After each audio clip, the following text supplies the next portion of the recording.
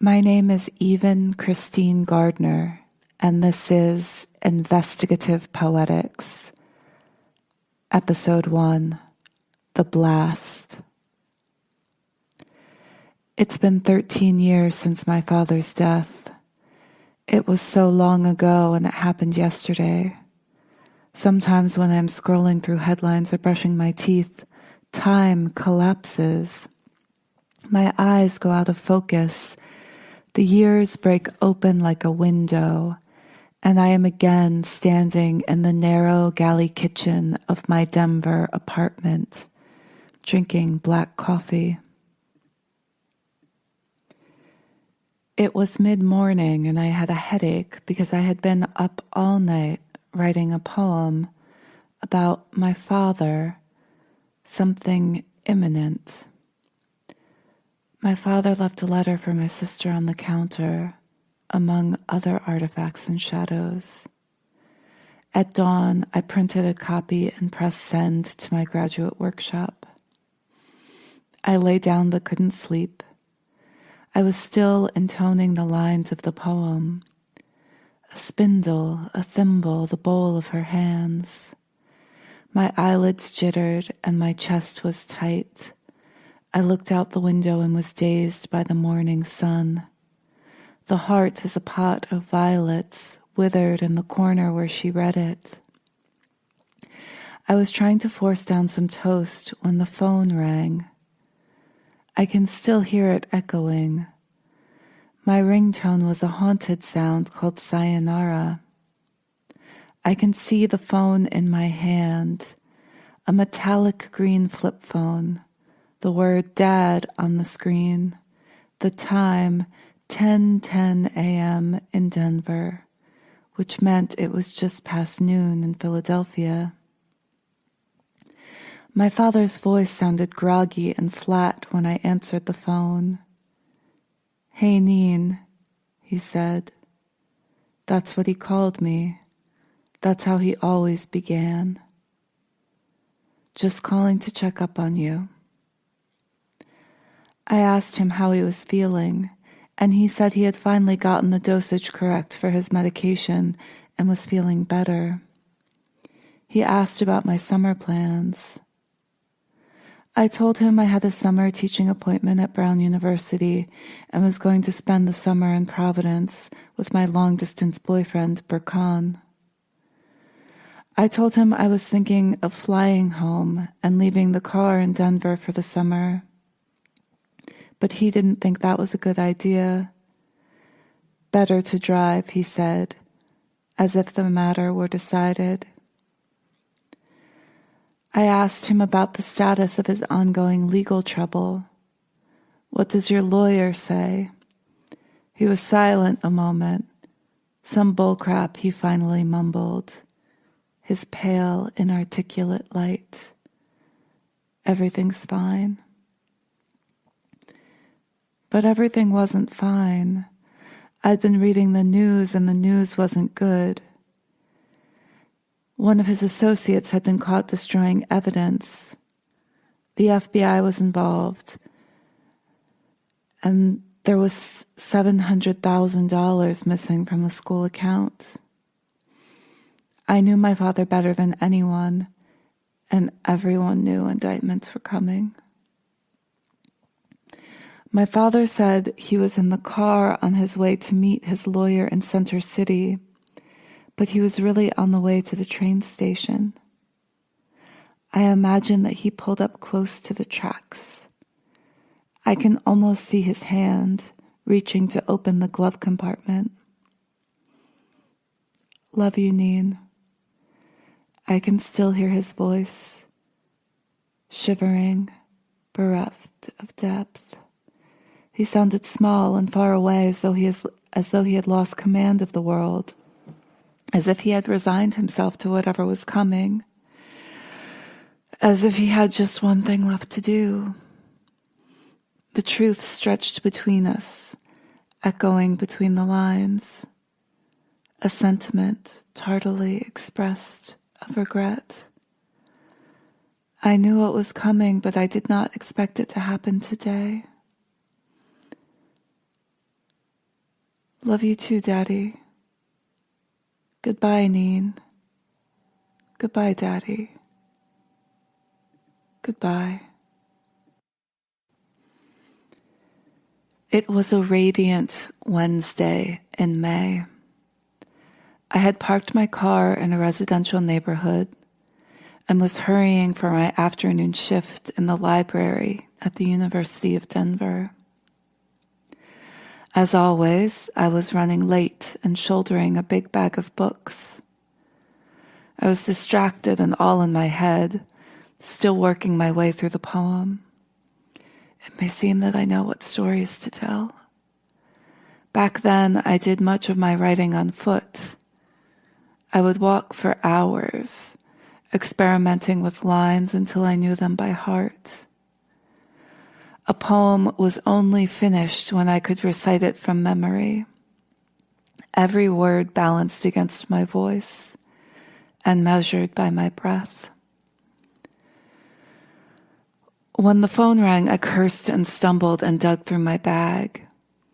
It was my younger brother, Michael, and he sounded worried.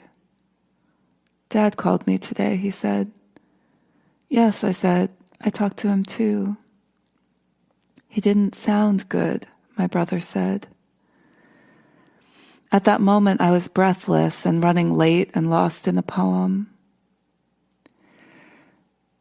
And at the same time, I wasn't conscious of immediate concern.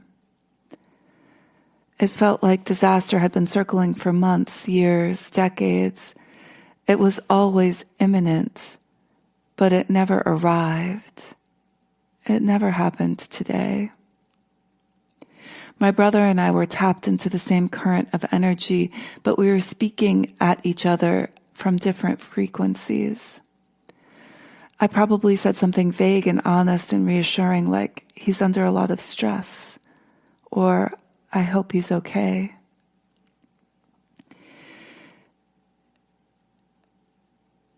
In my head, the poem went on in a loop. It may seem that I know what stories to tell. It may seem that I know what stories to tell. I don't remember exactly what I said to my brother, but I can still see the color of the sky, a deep crystalline blue, clear and far away.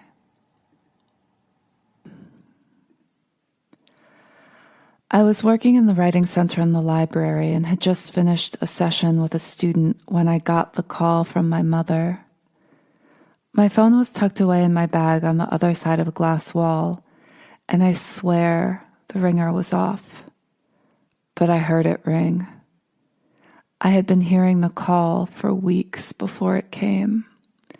The phone would call out like a phantom, but when I picked it up, no one was there. Then, finally, it came. I grabbed the phone and hid in the stacks. "Mom," I whispered. My mother's voice was electric. "Darlene just called me." This was unthinkable. My mother and my stepmother, Darlene, were not on speaking terms. They were two slender, green-eyed women who lived at opposite ends of the same small Philadelphia suburb, each deliberately pretending the other did not exist. This was, to my knowledge, the first time they had ever spoken. "What did she say?" "I can't believe it." "Can't believe what, Mom? What's going on?" "I can't believe your father would do something like that." "Something like what? What did he do?" "Darlene said he killed himself." Her voice was hard and the words hung in the air. "But that can't be true." "You know it's true, Mom." "She said that he shot himself at the train station. But he wouldn't do that. There are children at the train station, and what if the children saw?" Only now, as I write this, do I hear what my mother was saying. Do I understand that she was not worried about the imagined children who might be passing by the train station on their way home from school? She was thinking about her own children. She was saying, how could he do this to my children? How could he do this to us? But I knew. I knew him better than anyone in the world. I did not wonder how. My question was where? Where did he get a gun? But I didn't ask. I knew better than to ask real questions. Mom, I said, at least he didn't do it at home. When I hung up the phone, I stood in the stacks for a long time, examining the cracked spines on the shelves. I felt empty and feather light. I could hear the muted footsteps over the carpet, hushed voices, and the buzz of fluorescent lights. But I was the eye of the storm, eerily silent and perfectly still. I walked back into the tutoring center, picked up my bag. I have to go, I said quietly and to no one in particular. What do you mean? My supervisor said.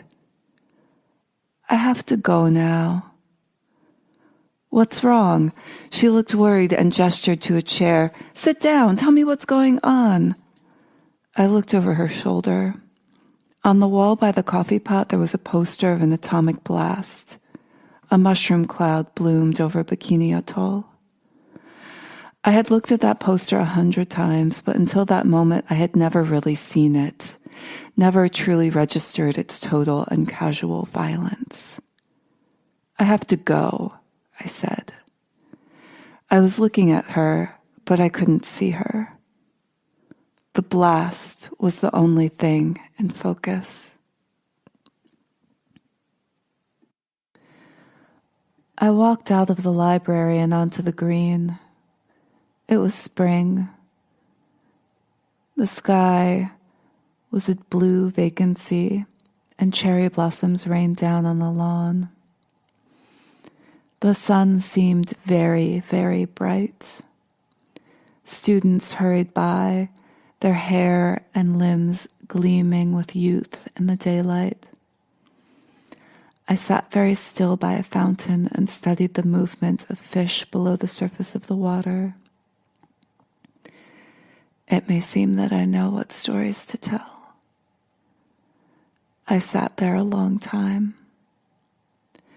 I don't remember walking to the coffee shop, but I do recall being startled by my reflection in the glass window. I looked like a shadow. I studied my face until the door opened with the laughter of girls and the sound of bells. I did not go in. My father left a letter for my sister. I walked under a tree and watched the shifting patches of sky through the leaves. I walked back to my car and put my books in the trunk. I sat behind the wheel but did not turn the key in the ignition. Artifacts and shadows. I sat perfectly still and watched the stellar jays bicker. They were different from the blue jays back home, bigger, more luminous in their coloration, and more dramatic with their dark crests. It may seem that I know what stories to tell. I wasn't thinking about it, wasn't conscious of it at the time, but I now see that I was trying to remember, trying to make my way to the end of the poem, as if by finding the best words and placing them in the best order, I could make things right or exert some semblance of control over the terror of the world. Eventually, I got out of the car and started walking again along the well-ordered streets of Denver, where rows of meticulous mid-century houses were laid out in a grid. The sidewalks were adorned with lavender and succulents. I didn't know where I was going until I found myself at my advisor's door. We were scheduled to have class that evening. We were supposed to discuss my poem. I remember thinking, I should tell him I won't be there. I should tell him I won't be back for the rest of the term. When my advisor came to the door, his face was half cast in shadow, and he held a single sheet of white paper in one hand. "Oh, hello," he said. "I've just read your poem." "My father is dead," I said. He took one step towards me and into the light. "He shot himself," I said, and as I said it, the poem coalesced, and I remembered the words that had been evading me.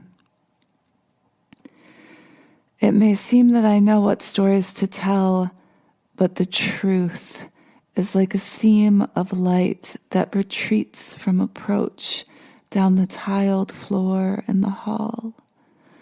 A sense of foreboding, or molar, yellow and eaten with holes, lost under the deathbed, bound as a pearl.